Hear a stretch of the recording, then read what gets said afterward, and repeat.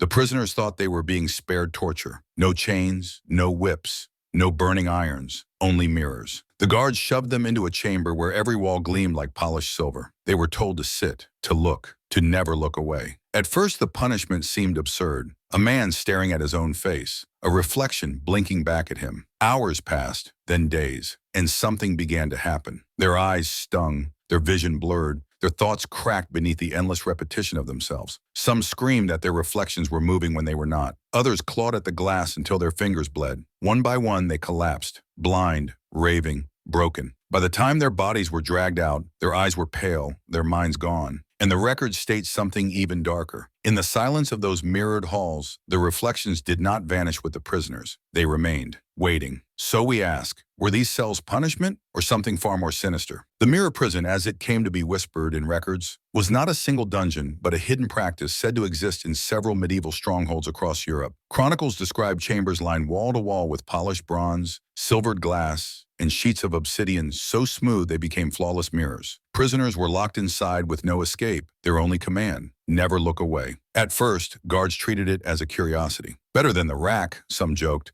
as they led men condemned for theft, treason, or blasphemy into the mirrored halls. The punishment seemed bloodless, civilized, almost merciful compared to fire and blade. But the outcomes were far worse. Prisoners lasted days before their minds began to collapse. The endless reflections stripped them of identity. Men swore their faces were changing, aging, twisting, until they no longer recognized themselves. Some struck the walls in fury, only to bleed and find their wounds multiplied in every direction. Others spoke of shadows moving behind their reflections, shapes that did not belong to them. Their own eyes, staring back, seemed to whisper accusations. Guards recorded the screams echoing through the corridors, cries of men who begged not for release, but for blindness. And blindness always came. Their vision clouded as if smoke filled their eyes. Some gouged at their sockets to escape the sight, but it was too late. Within weeks, every prisoner was carried out in darkness, their pupils drained to milky white. But madness arrived first. One chronicle recounts a nobleman accused of betrayal. Locked in the mirror chamber, he lasted 13 days before he began tearing his flesh with his nails, convinced his reflection was replacing him. When guards dragged him out, he could no longer speak his own name. The guards themselves were not immune.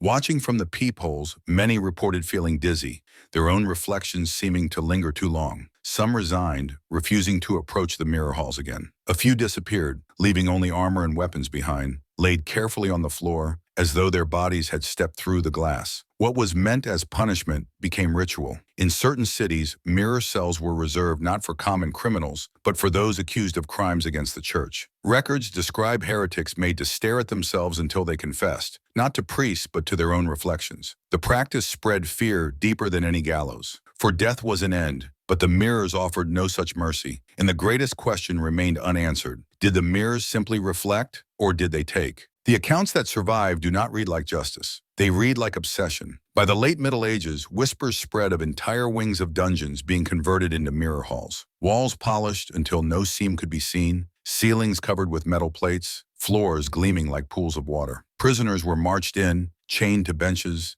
and left to confront themselves. The guards sealed the doors, returning only when silence fell. Survivors, rare as they were, spoke with fractured tongues. One thief, released after months, could not stand before glass again. He would cover his drinking bowl, shatter windows, and scream at the sight of water reflecting his face. He claimed his reflection still spoke to him in his sleep, telling him things he had never thought. When questioned, he muttered, "The eyes in the glass were not mine. They belonged to something older." Another prisoner, a woman accused of sorcery, endured 40 days in the chamber. When dragged out, her body was frail, but her gaze fixed on the faces around her with piercing clarity. She told her captors that she had seen not one reflection, but thousands, each a different version of herself. Some aged, some dead, some smiling with cruelty she could not bear. She swore the mirrors were not surfaces, but doorways into endless versions of the self, and that the punishment was not blindness, but recognition. Recognition of all that could have been and all that never should be. Days later, she went blind,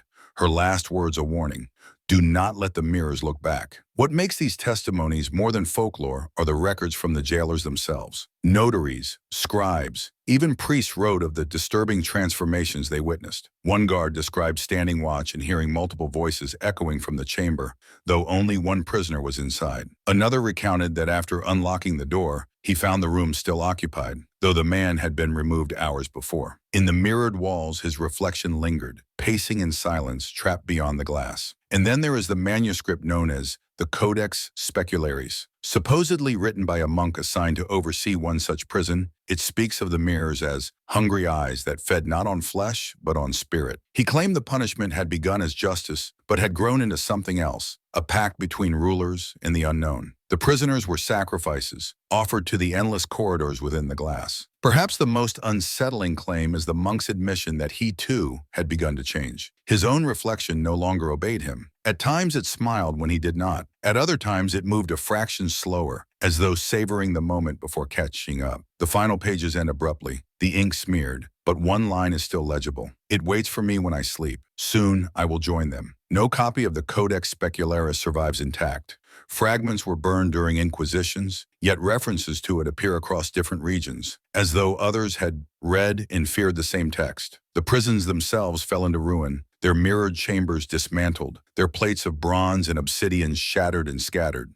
But witnesses claim that even in shards, the reflections behave strangely. A sliver of glass could show more than the person standing before it, figures moving in the background, faces that vanished when looked at directly. The punishment of mirrors may have ended with the collapse of medieval justice, but the shadows it left behind did not fade. Because once you know the stories, once you have heard the screams from those mirrored halls, a single question remains. Were those prisons tools of men, or doorways built for something else entirely? The further one searches through chronicles, the more the mirror prisons resemble something beyond human cruelty. They were not simply dungeons. They were experiments. Inquisitorial records from the 14th century describe them not as punishments, but as chambers of revelation. Prisoners were not told they would be blinded. They were told they would see truth. Monks tasked with observing them wrote that after days of staring, the condemned no longer pleaded for food or water. Instead, they whispered to their reflections, as if speaking to another being. Some begged forgiveness. Some argued furiously, cursing their own faces. Others sat in silence, smiling faintly, as though they had received answers no one else could hear. A report from Lombardy tells of 12 heretics locked into 12 mirrored cells. After 40 nights, when guards opened the chambers, they found the prisoners all dead. Eyes burst, sockets empty, faces locked in expressions of horror. Yet the mirrors did not stand empty.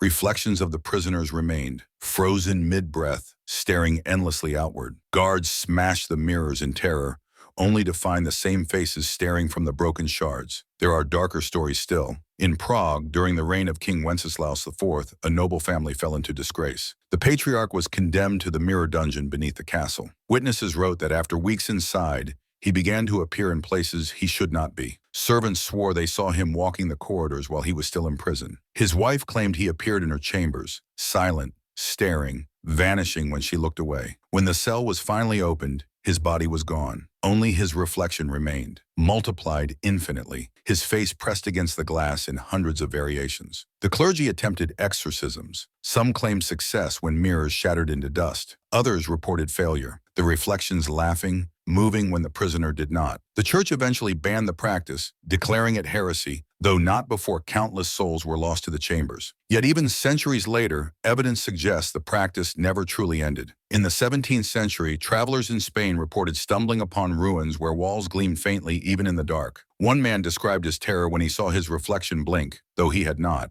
Another wrote of seeing dozens of versions of himself behind the surface, each one moving with slight delays. Modern historians dismiss these tales as exaggerations. They say polished bronze, candlelight, and sleeplessness could create illusions. They argue madness and blindness came from exhaustion, poor air, and the strain of staring too long.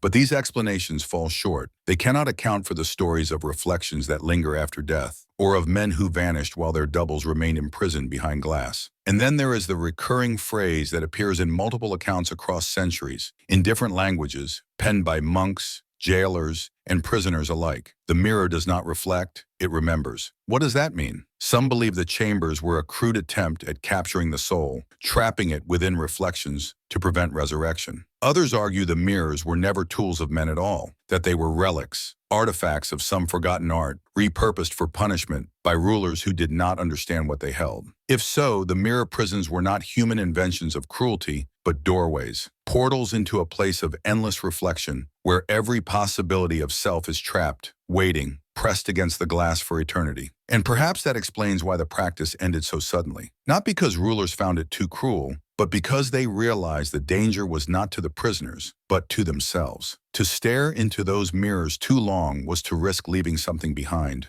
or worse, allowing something else to come through. The ruins of these prisons still exist, scattered across Europe. Travelers who enter speak of strange sensations, the feeling of being watched, the faint sound of breathing that is not theirs, the glimpse of movement in cracked, blackened shards of glass. No one stays long. Few take souvenirs, and those who do almost always regret it. Because once you look into those mirrors, even for a moment, you cannot escape the possibility. What if the reflection you left behind never stopped looking back? When the mirror prisons were finally dismantled, their destruction did not bring peace. If anything, it spread the curse further. Blacksmiths who were ordered to break down the mirrored plates often refused. Those who obeyed soon paid dearly. One in Milan lost his sight within a week. Another in Vienna was found dead at his forge, his face frozen in horror, as though he had seen something unspeakable in the glow of molten metal. His hammer was still clenched in his hand. Fragments of the mirrors were sometimes sold, melted, or even framed as curiosities by collectors. Strange reports followed each piece. A shard hanging in a merchant's home was said to show visitors' faces smiling when they were not. A noblewoman in Paris covered every mirror in her estate after claiming the shards whispered to her at night. She died within the year, her eyes filmed with white. Ordinary people, too, felt the echoes. Farmers whose villages had bordered mirror prisons told their children never to stare into still water at night.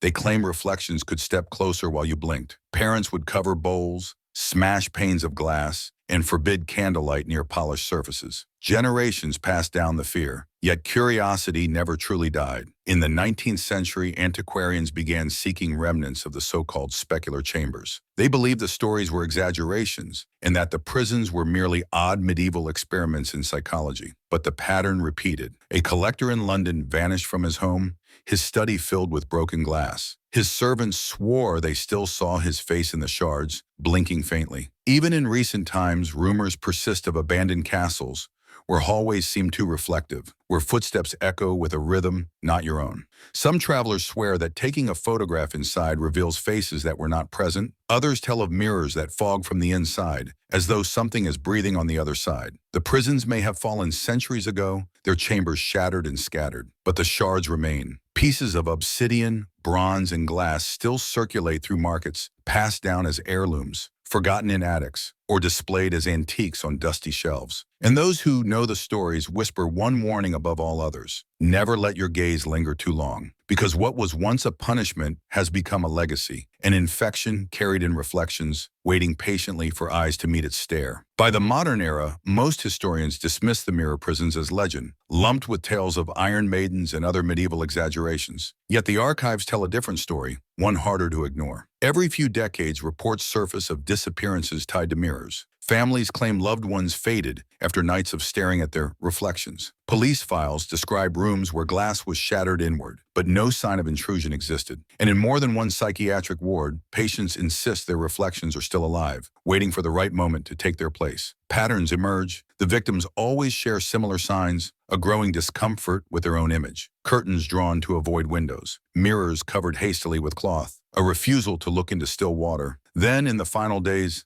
obsession. Hours spent staring into a single reflection, unblinking, as though locked into some private dialogue. It mirrors, almost perfectly, the descriptions from medieval punishment records: the blindness, the madness, the vanishing. Some researchers argue it is a psychological contagion, a story so powerful it infects minds across generations. Others suggest that the prisons did more than scar memory. They tore something open. That when men were forced to gaze endlessly at themselves, the mirrors became more than surfaces. They became thresholds. And perhaps those thresholds were never sealed. This is the fear that lingers among occult historians, that the practice of mirror punishment was not abolished, but merely scattered. Each shard, each salvaged plate carries the same echo. To stare too long is to answer its call, to let your reflection learn the shape of your mind until it no longer needs you. One chilling report from the 1970s describes a researcher who attempted to reconstruct a mirror cell using salvage panels. He locked himself inside for study. After 36 hours, colleagues found the chamber empty. No body,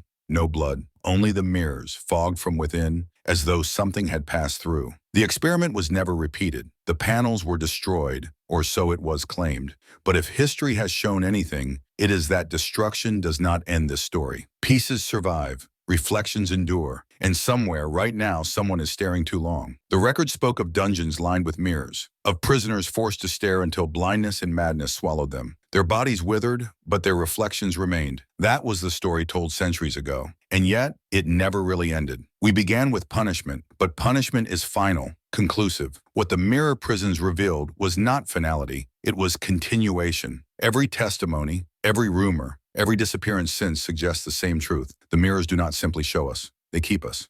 Think of the details that repeat across centuries. Robes left behind in monasteries, coats folded in apartments, glass fogged from within. Always the same silence, always the same absence. Authorities called it superstition. Scholars called it psychological collapse. But those who lived closest knew better. They covered their windows, drained their basins, smashed shards of glass. They understood that reflections are not passive, they are patient, they wait. And now, centuries later, you sit before a screen, another surface of glass, another reflection staring back at you. How well do you know it? When your eyes blink, are you certain it does too? Or could it linger, just a fraction longer, learning, remembering, preparing? The monks, the heretics, the prisoners, they were forced to stare until they broke. You are not forced, yet you stare all the same, into mirrors, into cameras, into screens. The surfaces multiply, and so do the eyes watching from within. So perhaps the mirror prisons were never dismantled. Perhaps they only expanded, spreading into every polished surface, every glowing screen, until none of us could look away. And if that is true,